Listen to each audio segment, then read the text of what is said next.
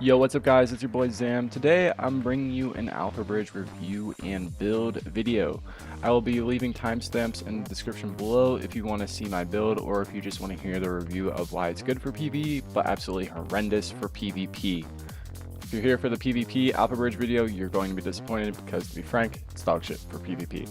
I'll get into that in the review portion of this video. Before we get started, I wanted to say thank you for the overwhelming amount of support on my Firecrest build video and the secret room exploit video. It really means a lot to me as I'm just starting this whole crazy thing that is YouTube. So thanks for all the support. Anyway, going right into the video, Alpha Bridge is one of the newest sets to become classified from the last global event, Ambush.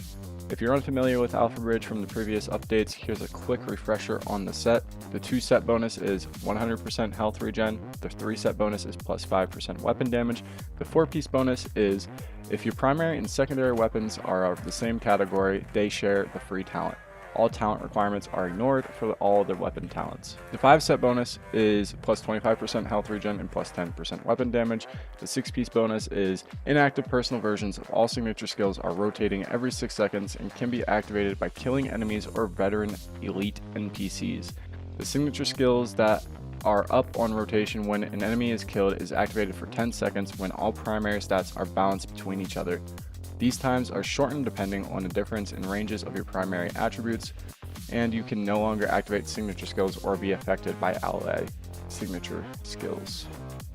Wow, that's a lot of information. That was quite wordy. Now what all that means is you get miniature alts rotating every 6 seconds on kill.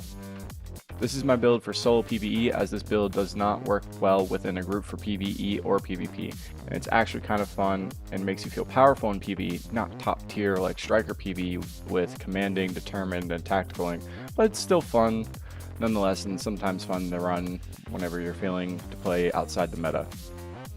My weapon that I'm primarily using is a lightweight M4, predatory, destructive, ferocious, and determined, shared from my secondary weapon. I only really use my first lightweight as I don't feel the need to swap and instead just reload. I think if you wanted to, you could use this with LMGs instead with the same exact talents, and it's just as, if not more, fun. Now the way I have my build spec'd into is for health on kill, damage to elites, and enemy armor damage. That's because this build is very damage and kill oriented. You have to get kills to proc the 6 set bonus. Also, you rely on the tankiness of the security link and recovery link to keep you alive and to heal mainly. My skills for the build are tactical scanner and overdose first aid. The reason being that tactical scanner, it gives you 5% multiplicative weapon damage. If you don't know what that means, check out Marco Styles' guide on how to maximize your damage. With a balanced amount of primary stats, you actually get a thick heal from your first aid. The talents I'm running are critical save, strike back, on the move, and one is none. Going into the stats on my gear, my chest piece, I'm running health on kill, health, ammo capacity.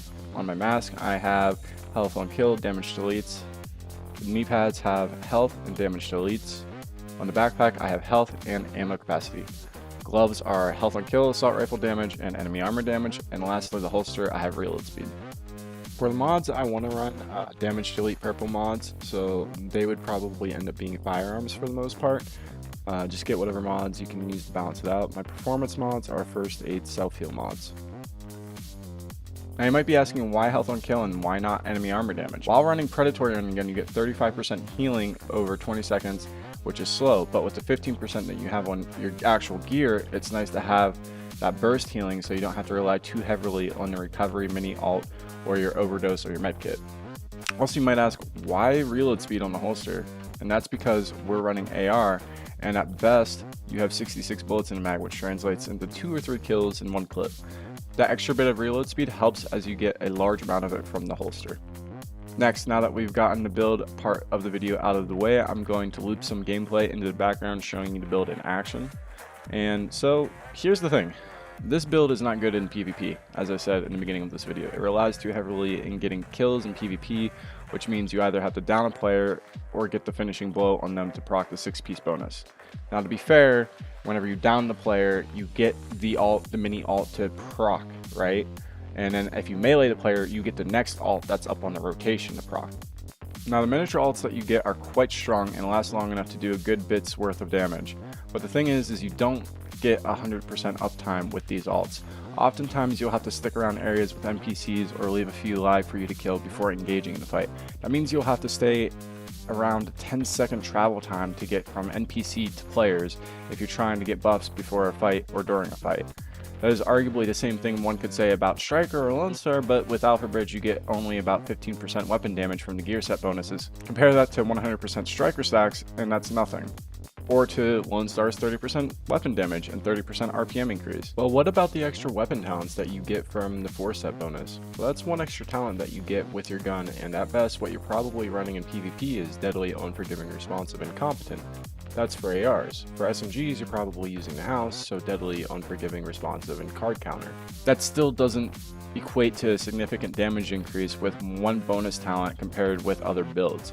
What about the increased damage with the Tactical Link Mini alt?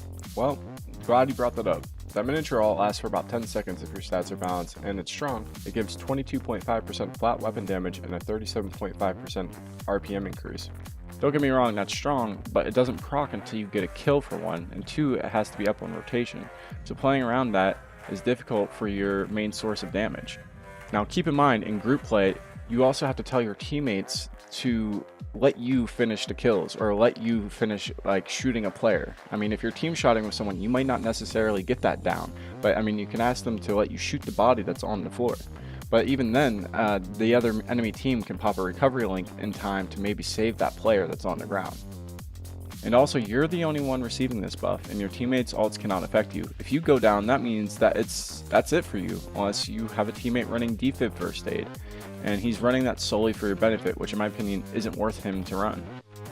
Running Alpha Bridge as a 6 set in PvP is very selfish in group play. Ideally, a proper team composition will be 1 or 2 DPSs in your group, 1 or 2 DPS support players in your group, and 1 or 2 healers in your group. The DPSs being Striker or Lone Star, the DPS support player being Predator, Final Measure, or Firecrest crit builds. Then lastly, a Final Measure healer or Claimer healer.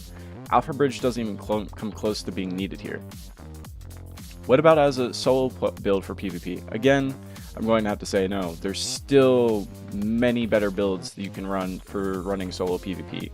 What about a hybrid build for PvE or PvP, like Barrett's or Vigorous? Well, here's the thing. You could do that if and only if you're tired of running the meta. Then it could be a fun build to run that way, just to use something different. However, against a good player, you won't stand a chance, in my opinion. That's pretty much it for the build and review video. Huge shout out to Dan, aka EsnoProd, for letting me use his music. If you want to check him out or the song in this video, links will be in the description below. If you liked the video, drop a like. If you didn't, I'm sure you'll let me know in the comments section below. Hit that subscribe button if you want to see more content like this. Don't forget to check my social links down below as well. Thanks for watching. Peace.